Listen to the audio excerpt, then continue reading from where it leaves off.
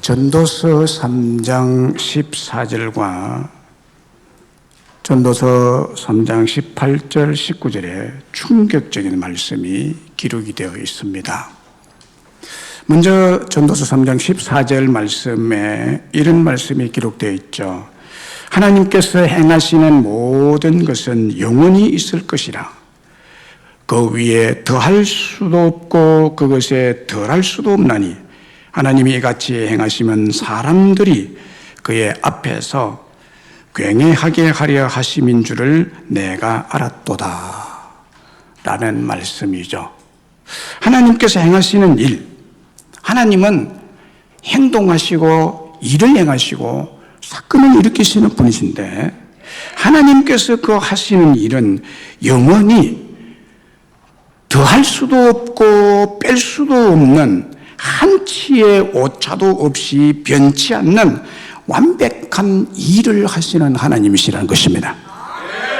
완벽하게 행하시는 그 일을 보고 하나님의 살아계심을 믿고 그분의 권위와 능력 앞에서 두려워 떨며 경배하게 예배하게 하려 하심이라고 합니다.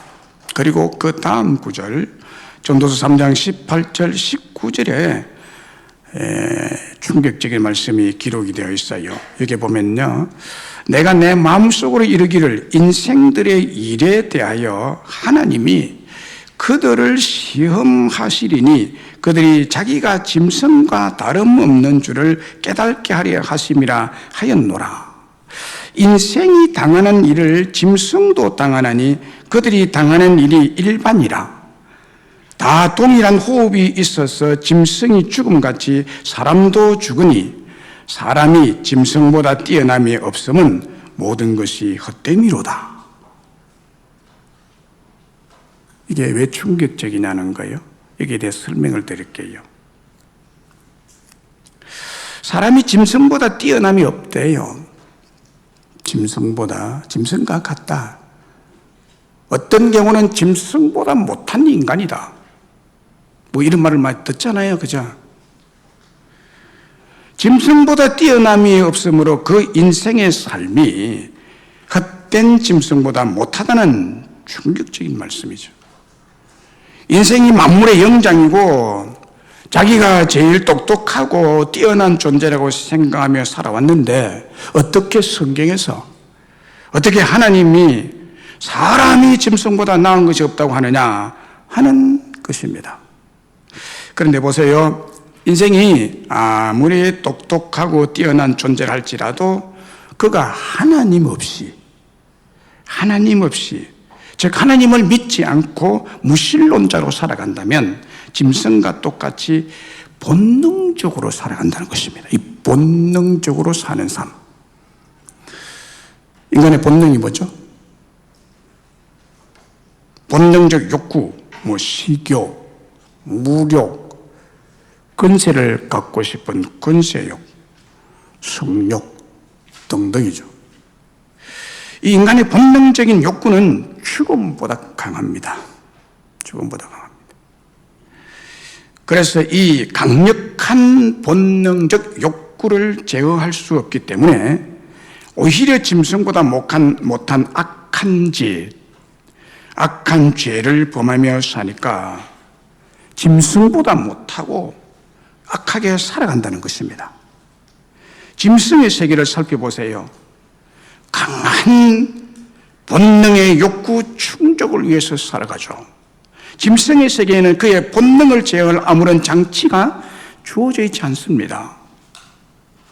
짐승에게는 그의 본능을 제어할 장치인 영이 없고 또 하나님의 계명이 주어져 있지 않습니다. 그래서 짐승의 본능은 통제가 안 되기 때문에 본능대로 살다가 죽습니다. 그러나 인간에게는 짐승에게 없는 그의 본능을 제어할 장치가 주어져 있는데 두 가지입니다. 본능을 제어할 장치 두 가지. 그거는 영이 있고 하나님의 계명이 주어졌다는 이 두 가지입니다. 그래서 인간이 인간다운 삶을 살기 위해서는 반드시 하나님을 알고 믿고 죽은 영혼이 살아나고 그 영혼이 하나님의 계명으로 본능을 제어하며 다스리며 살아갈 수 있게 되는 것입니다. 그러나 인간이 하나님을 거부하고 믿지 못하게 되면 인간에게 주어진 강력한 이 본능적 욕구, 강력한 본능적 욕구를 온갖 죄 유혹에서 통제하고 제어할 장치가 없기 때문에 짐승보다 못한 인간이 되고 추잡한 본능적인 삶을 살아가게 되는 것입니다. 그러므로 인간이 인간다운 삶을 살아가기 위해서는 반드시 그 영이 하나님을 만나고 하나님을 체험해야 됩니다. 그리고 하나님을 알아야 하고 하나님을 믿어야 하고 그 계명대로 삶을 통제해야 하는 것입니다. 그래서 전도서의 결론이 무엇입니까? 전도서 12장 13절에 이렇게 선언하고 있죠. 일의 결국을 다 들었으니 하나님을 경외하고 그의 명령을 지킬지어다. 이것이 모든 사람의 본분이니라. 이게 전도서의 결론이에요. 하나님을 믿고 하나님을 경외하고 그의 명령들, 그의 계명들을 지키는 것이 모든 인간의 본분, 인간됨의 바른 길인데 우리 주변만 보더라도 하나님 믿지 않고 살아가는 사람들이 대부분이죠. 이들 대부분의 삶이 대단히 죄송한 말씀이지만은 짐승보다 못한 자기 본능의 욕구대로 아무런 통제 없이 살아가고 있습니다. 그것이 진정한 자유라고 생각하며 그 자유로 방종하다가 사망의 길로 가고 있는 것입니다. 그래서 이 세대를 패역한 세대라고 사도 베드로가 규정하고 있는 것은 정확히 맞는 진단입니다. 이 세대는 패역한 세대입니다. 사도행전 2장 40절에 또 여러 말로 확정하며 권하여 이르되 너희가 이 패역한 세대에서 구원을 받으라. 너희가 이 패역한 세대에서 구원을 받으라 라고 말씀하고 있습니다. 이 세대의 인간들을 짐승만도 못한 패역한 인간들이라고 진단한 것입니다. 여기 이 세대를 가리켜서 패역한 세대라고 한 이 패역한이라는 헬라 원어는 스콜리오스라는 단어를 씁니다.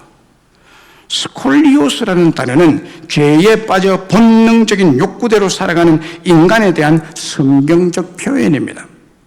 그 뜻은 이 스콜리오스라는 뜻은 뒤틀리고 비틀어졌다, 말라 비틀어진, 콩깍지가 말라서 비틀어진 것처럼 완전히 뒤틀린, 그리고 고집불통, 통제불능, 뱀같이 굽이치는 교활함, 강교하고 부정직한 등등의 뜻을 가지고 있는 것이 이 패역한 스콜리오스 헬라의 단어의 뜻입니다.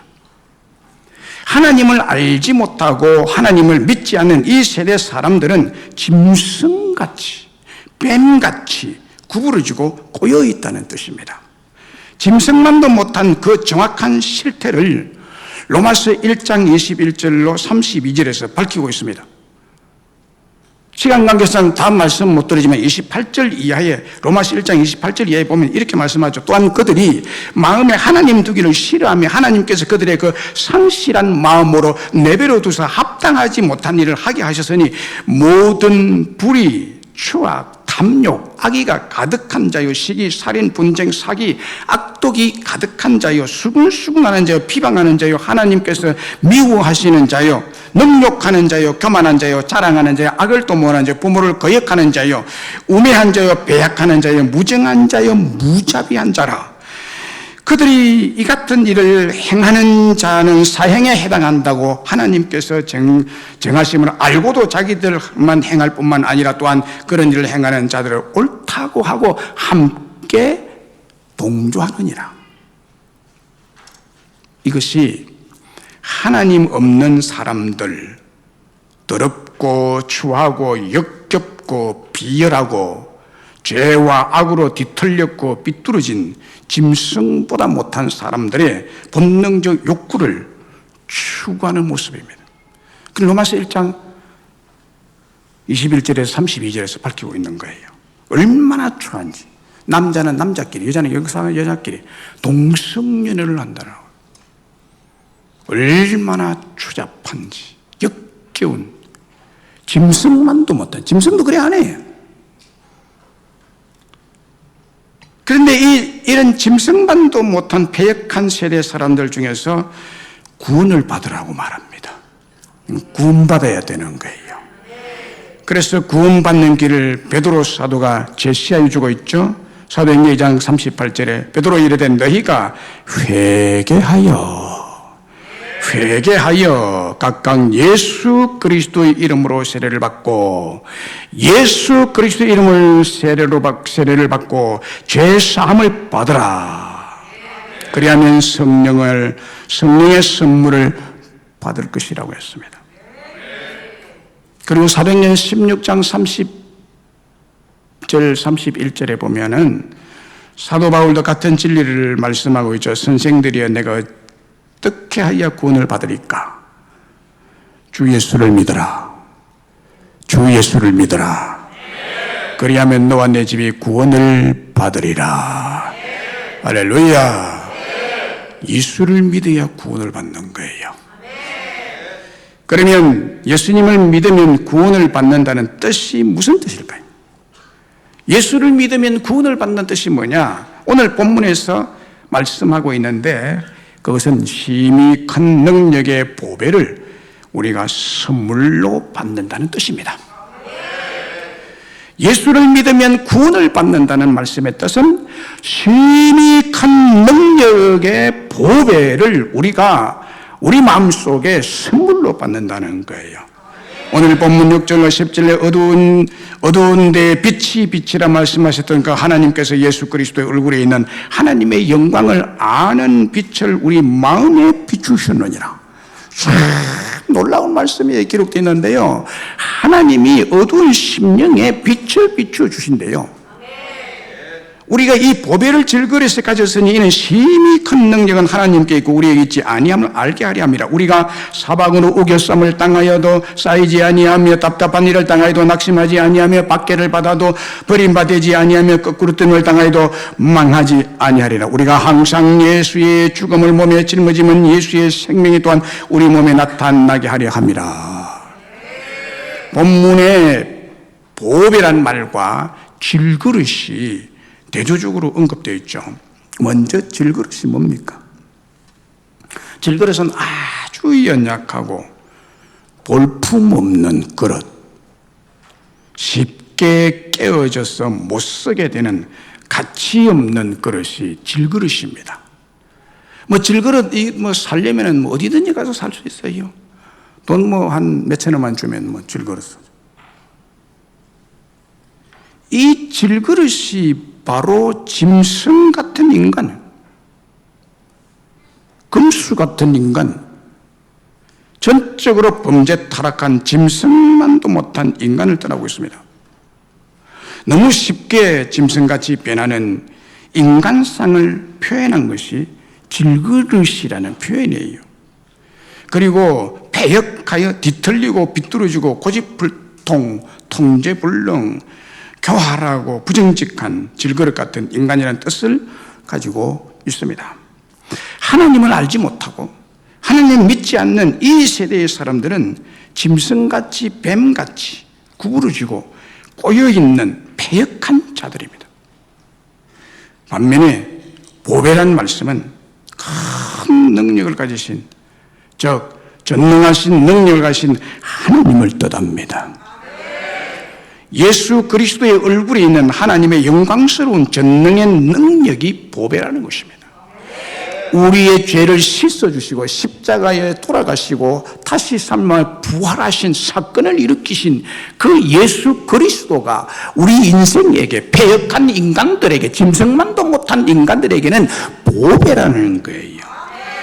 이 보배를 가진 사람은 본문의 약속대로 사방에 우겨쌈을 당하여도 쌓이지 아니하고 답답한 일을 당하여도 낙심하지 아니하고 박해를 받아도 버림받지 아니하고 거꾸름을 당하여도 망하지 아니하는 사람이 된다는 거예요. 이 인간이 본능의 욕구를 이기고 통제할 수 있는 인간다운 삶을 사는 사람입니다. 예수 그리스도의 영광스러운 능력을 보배로 가진 자죠. 보배로 가진. 이 보배, 이 보배를 예수님을 믿는 우리에게 하나님께서 주신 크나큰 은혜의 선물입니다. 저와 여러분은 질그릇 같은 패역한 존재, 짐승만도 못한 존재입니다. 그러므로 하나님이 없는 인간은 질그릇 같은 패역하고 가치 없는 존재죠. 그러나 하나님을 믿는 우리의 심령 속에는 보배이신 힘이 큰 능력자 예수님이 이 질그릇에 담겨져 있다는 거예요. 그러므로 우리는 질그릇이지만 하나님의 힘이 큰 능력의 보배가 담겨진 질그릇이기 때문에 정말 하나님 앞에서 그 보배 때문에 우리가 보배로운 존재가 된 것입니다.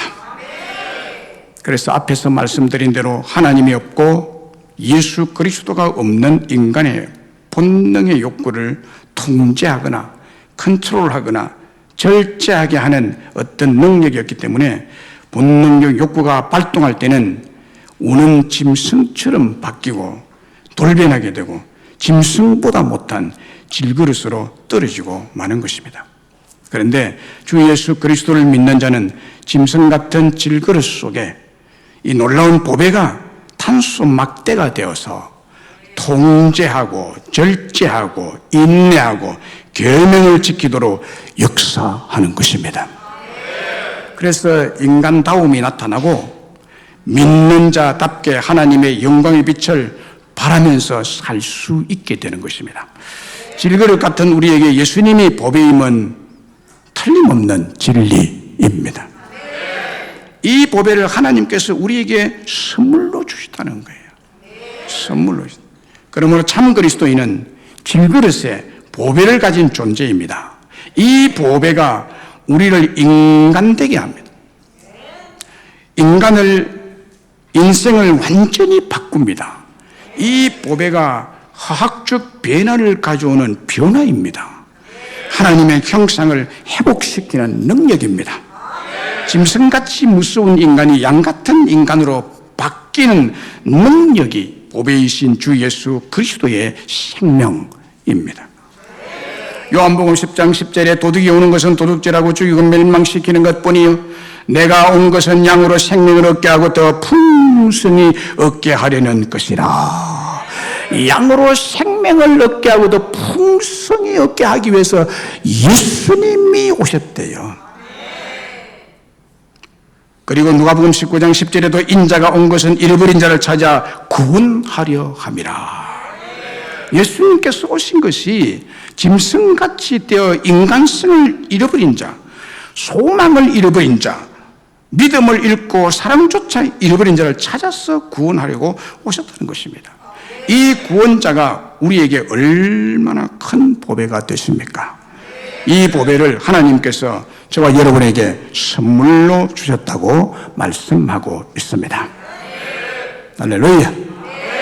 그러므로 우리에게 보배가 되신 큰 능력의 예수님으로 말미암아 사방으로 우겨 싸움을 당하여도 쌓이지 않습니다. 답답한 일을 당하여도 절대로 낙심이 없습니다.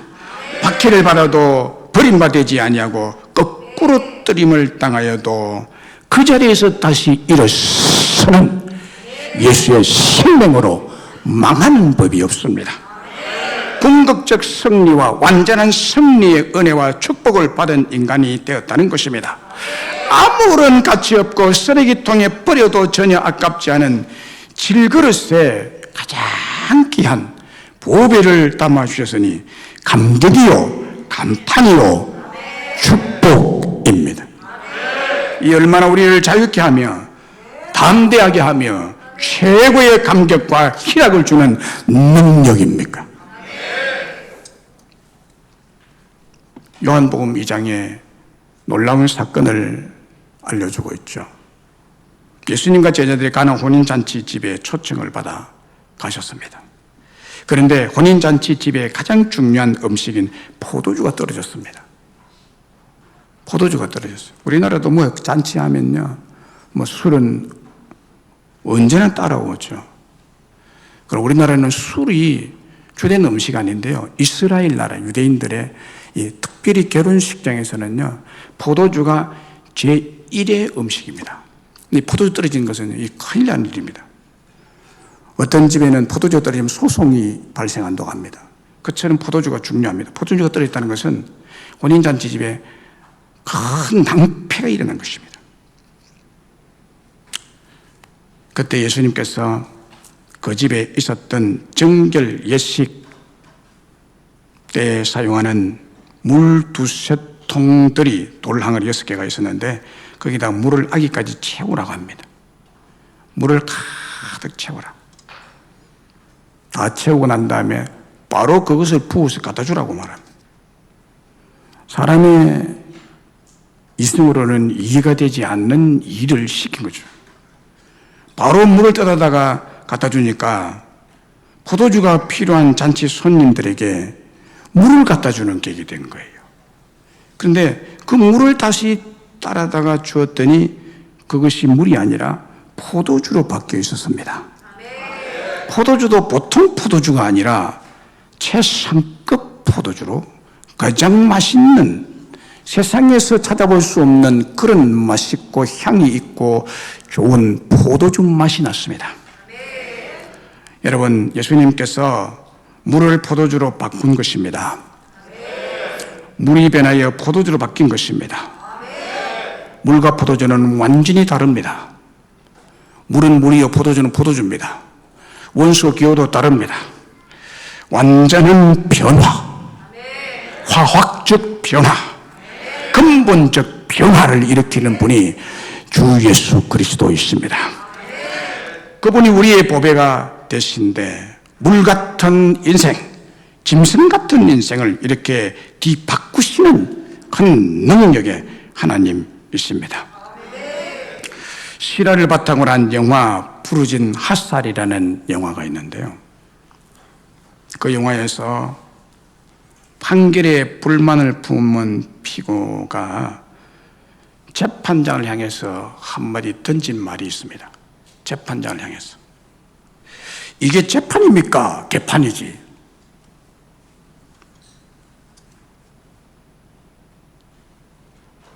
하나님 없는 재판정에서도 공의로운 재판이 아니라 개판이 될 수 있다는 거예요. 하나님 없는 세상에 공의를 부르짖고 정의를 부르짖는 곳에서도 개판 같은 일이 벌어진다는 거예요. 어느 곳에서도 인간을 만족시킬 수 없다는 거죠. 오직 여러분, 하나님이신 예수 그리스도만이 우리를 행복하게 하실 보배로운 재판장이 되십니다. 17세기에 경건한 목사님이셨던 월터 마샬이 쓴 성화의 신비라는 책에 자신의 변화에 대해서 신앙 고백을 기록하고 있습니다. 이 책에서 그가 당시에 자기가 가진 믿음으로서는 죄에 대한 유혹을 이기거나 물리쳐 승리한다는 것은 불가능했습니다. 그래서 항상 그는 믿음을 가졌기 때문에 다가오는 죄책감에 시달렸습니다. 그래서 하나님이 계신 것 자체가, 하나님이 계시다는 것을 부정할 수 없는데 하나님이 계신 것 자체가 굉장히 두려웠어요. 부담스러웠어요. 하나님이 계시니까 죄를 이길 수 없는 믿음이고 그 죄책감이 자기를 괴롭히는, 그래서 너무 두려운 거예요. 그리고 자기 자신에 대한 절망에 빠져들고 있었습니다.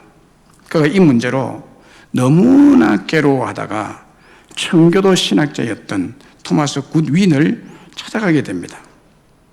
그리고 그분을 만나서 자기 내면의 문제를 솔직하게 털어놓습니다. 양심을 짓눌러 무겁게 하는 죄, 습관적으로 짓는 죄에 대해서 고백을 합니다. 이 얘기를 들은 토마스 굿윈은 이렇게 대답을 해줍니다. 자네는 지금 자네가 짓고 있는 가장 나쁜 죄에 대해서 빼놓고 이야기하고 있어. 불신앙의 죄 말일세. 당신이 믿음이 있다고 하지만 하나님 믿지 않아.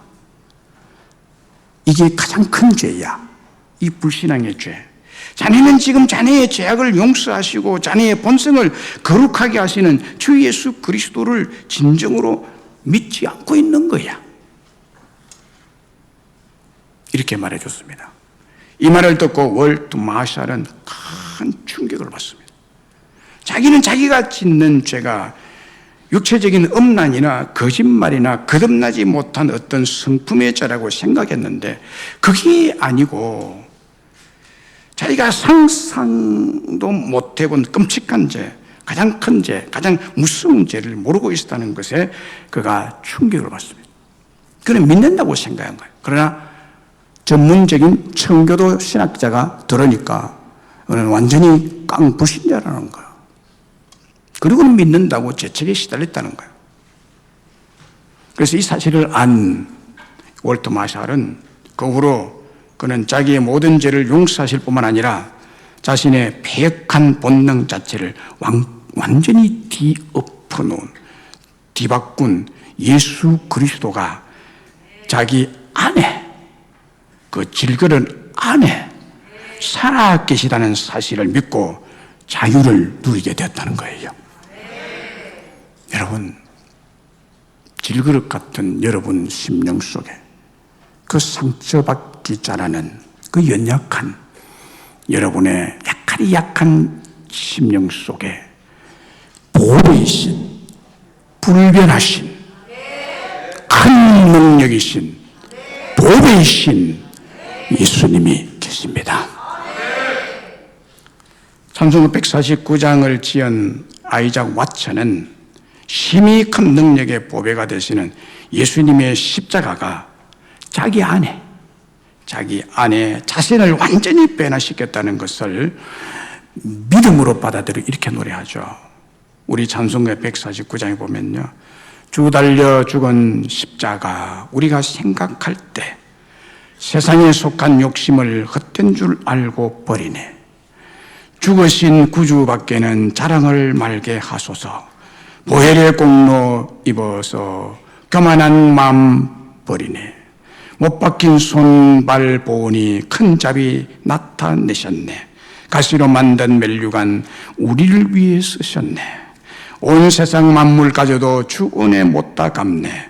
놀라운 사랑 받은 나 몸으로 제물 삼겠네. 우리 시간 관계상 1절과 4절만 부릅시다. 한번 내 신앙 고백이라고 생각하고 1절과 4절만 부릅니다. 목청껏 심령에서 우러나는 고백적 찬양으로 이 시간 예배 중인데 한번 불러봅시다.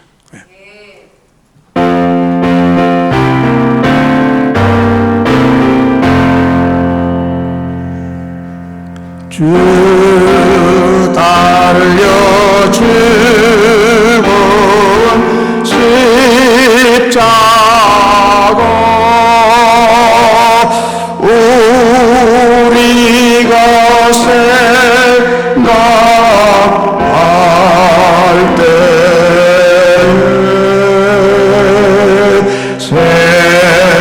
세상에 속한 욕심을 헛된 줄 알고 버리네. 온 세상 만물 가져도 주의 못다 갚겠네. 놀라운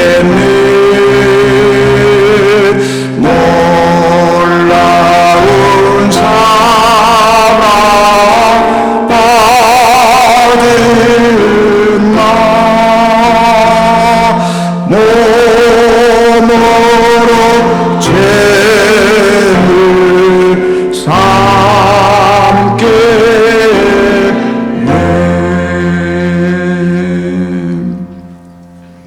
힘이 큰 능력, 그 보배를 가진 자는 온 세상 만물을 가져도 하나님의 놀라운 사랑받은 은혜를 갚을 수가 없다는 것. 그것을 갚을 수가 없다. 그 사랑이 너무 귀한 보배이기에 세상에 속한 본능적 욕심을 헛된 줄 알고 버리고 보배를 담은 질그릇 몸으로 제물 삼아 바치겠다는 그런 고백의 노래죠. 여러분이 믿음이 있노라고 하면서도 때때로 가다가 슬퍼하고 두려워하고 좌절하고 낙심하고 절망하는 이유가 뭘까요?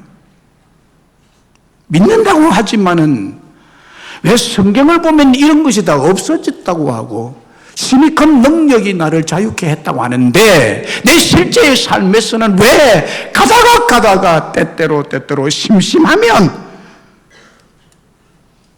외로워하고 슬퍼하고 두려워하고 좌절하고 낙심하고 절망합니까? 그 이유는 질그릇 같은 자기 자신만 바라보기 때문입니다. 자기를 보기 때문이에요. 질그릇인 내 본능만 바라보고 죄성을 가진 본능적인 존재만 바라보니까 스스로도 보니까 실망스러운 거예요.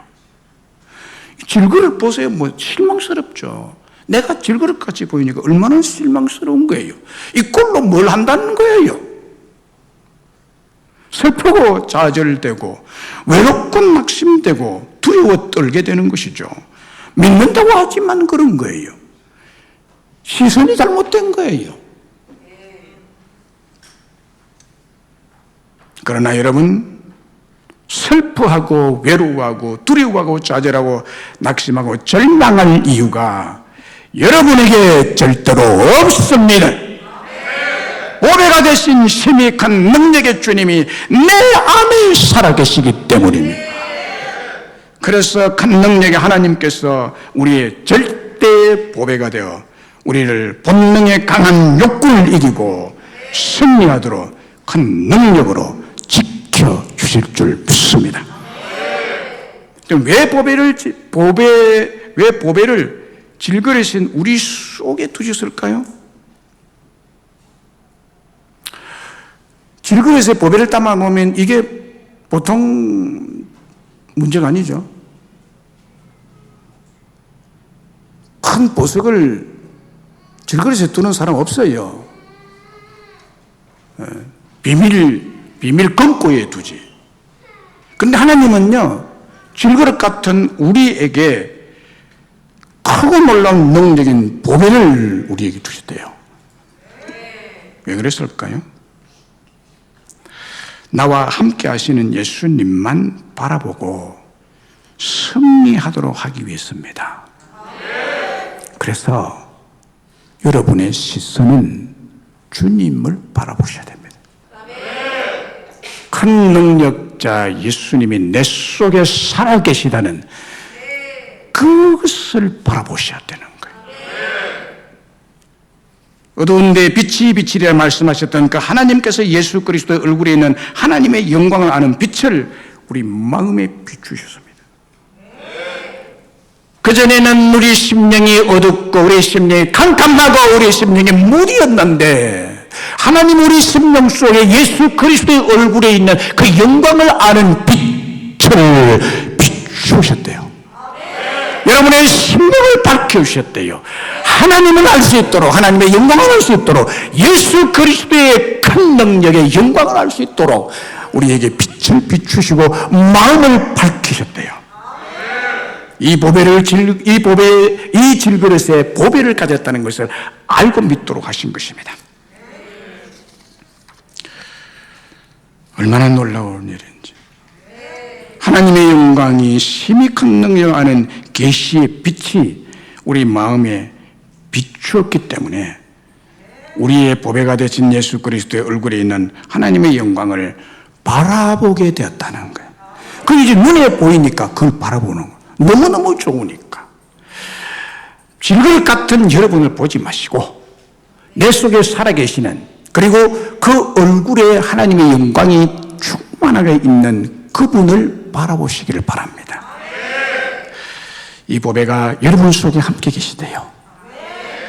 그 얼굴의 영광을 바라보면 인간의 본능적인 짐승 같은 어두운 마음에 빛을 받아서 예수님의 마음으로 하루아침에 바뀌지는 않지만 서서히 바뀌고 성화되어 간다는 것입니다. 마침내 어떤 어려운 환난도 참고 이겨내는 강인한 그리스도인이 된다는 거예요.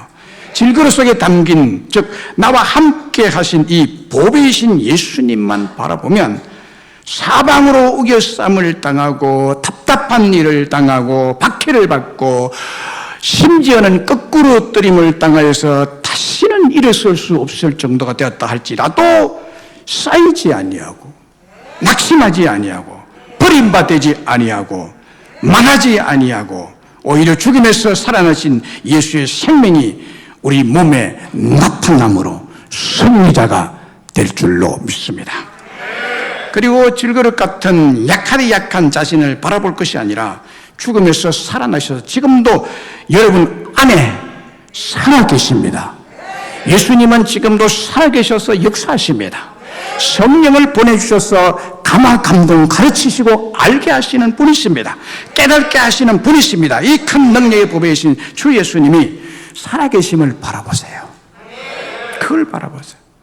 하나님의 영광을 아는 빛을 우리 마음에 비추셨기 때문에 바라보면 바라볼 수 있는 계시의 빛으로 예수 그리스도의 얼굴이 우리에게 보여지고 그 능력을 알게 된다는 진리입니다. 질그릇인 자기 자신을 바라보지 마시고 여러분 자신에게 집중하지 마시고 오직 내 안에 함께 계신 큰 능력의 보배이신 주 예수님만 바라보시기를 축복합니다. 히브리서 12장 2절에 우리가 잘 아는 말씀이 있죠. 믿음의 주여도 온전케 하시는 인 예수를 바라보자. 예수를 바라보자. 그는 앞에 있는 기쁨을 위하여 십자가를 참으사 부끄러움을 깨치 아니하시더니 하나님 보좌 우편에 앉으셨느니라. 예수님은 질그릇같이 연약한 우리가 승리하도록 역사하시는 큰 능력이 있습니다. 그 예수님을 바라보자는 것은 하루 종일 바라봐야 된다. 주야로 묵상하며 깊이 생각하는 행동을 하라는 뜻입니다. 그러면 십자가도 참아낼 수 있고 죽음도 이기고 마귀도 이기고 짐승 같은 본능의 유혹도 이길 수가 있다는 거예요. 김동호 목사님의 페이스북에 있는 글을 어느 목사님이 인용한 것을 제가 읽어서 은혜가 돼서 내용을 소개합니다. 이런 내용입니다. 탁구에 미치면 탁구장에서만 탁구를 치는 게 아니다. 하루 종일 탁구를 생각한다. 공의 회전을 생각하고 그리고 오늘 다른 사람이 게임한 것을 생각하고 그러면서 실력이 는다. 탁구는 탁구장에서만 실력이 느는 게 아니다. 자리에 누워 생각할 때도 는다라고 했습니다. 이게 영적 진리가 영적 깊이 있는 진리를 말하고 있는 거예요. 여러분 탁구뿐이겠습니까? 골프에 미친 사람도 바둑에 미친 사람도 하루 종일 골프나 바둑을 생각하고 실제로 길 가면서도 몸 동작, 스윙을 이렇게 하고 그러잖아요. 바둑 묘수를 생각하고 제가요 중학교 때 바둑에 미쳐본 적이 있습니다. 우리 위에 서울에 계신 형님하고 바둑을 밤새도록 두고 바둑 두고 나면요 아침에 식사 시간에 종제기가 아다리 되어 있습니다. 사람들이 걸어가는데요 까만 옷 입은 사람 세 사람 있고 가운데 흰 옷 입은 사람은 흰 옷 입은 사람은 아다리 되어 있어요. 묘수를 하루 종일 생각합니다. 형님에게 이기려고. 꼭 마찬가지로 가장 귀하고 비싼 보배를 가진 사람은 하루 종일 그 보배의 마음이 다 쏠리게 되어 있습니다. 특별히 허술한 질그릇에 보관하고 있는 보배는 더욱 갑자기 그들로 신경이 쓰이고 생각 관심이 더 많이 가게 되어 있는 거죠. 혹시나 잊어버릴까 봐. 우리의 보배이신 예수 그리스도의 얼굴에 있는 하나님의 영광을 아는 빛을 바라본 사람은 힘이 큰 하나님의 능력, 예수님의 살아계심의 큰 능력을 주야로 묵상하게 되고 바라보게 되고 생각하게 되므로 큰 믿음의 사람이 되어가는 것입니다.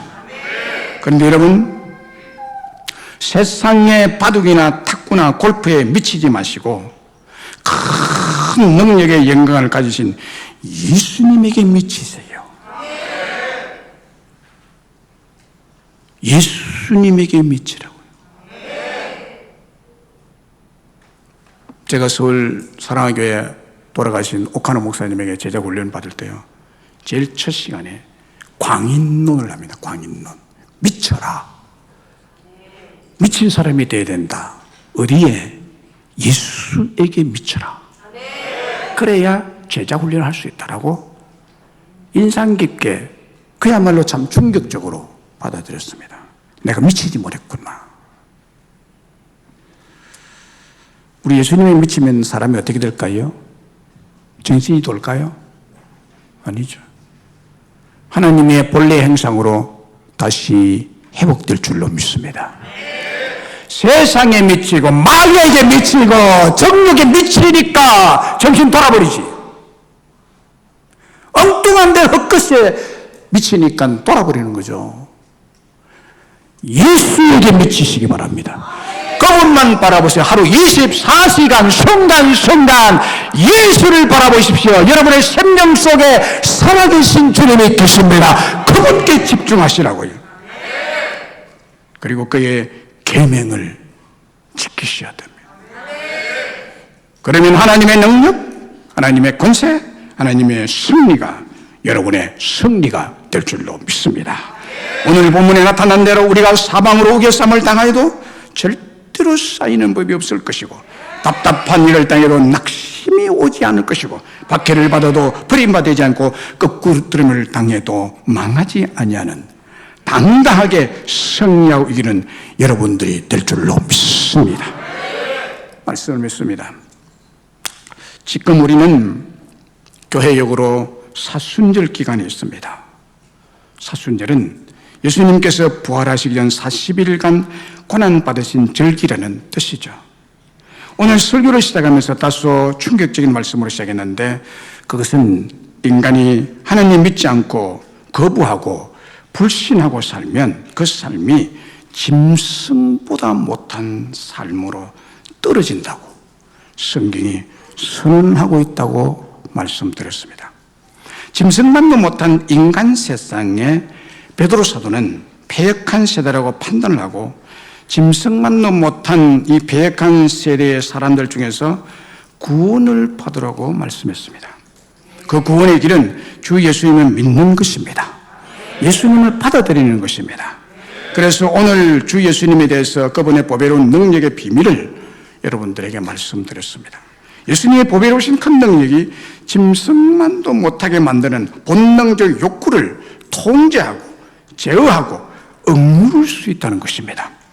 그래서 이 보배로우신 큰 능력이 사방으로 우겨쌈을 당하여도 쌓이지 아니하며, 답답한 일을 당해도 낙심하지 아니하고, 박해를 받아도 버림받지 아니하고, 거꾸름을 당해도 망하지 아니하고 당당하게 승리하고 이기도록 하신다는 것입니다. 그러므로 우리는 매일 매 순간 주야로 나의 형편없는 질그릇을 바라보지 마시고, 여러분 속에 함께 계시는 이 큰 능력의 보배이신 예수 그리스도만 바라보라고, 거기에 시선을 집중해 살라고, 거기에 마음을 집중하라고 말씀드렸습니다. 그분은 우리에게 가장 보배로우신 빛이십니다. 가장 보배로우신 생명이십니다. 가장 보배로우신 능력이십니다. 가장 보배로우신 승리가 되십니다. 가장 보배로우신 우리 주 예수님만 바라보시기를 바랍니다. 그래서 우리는 사방으로 우겨쌈을 당하여도, 답답한 일을 당하여도, 박해를 당하여도, 거꾸리뜸을 당하여도 망하지 아니하는 본능적 욕구를 이기는 승리자가 다 되시기를 주님의 이름으로 축복합니다.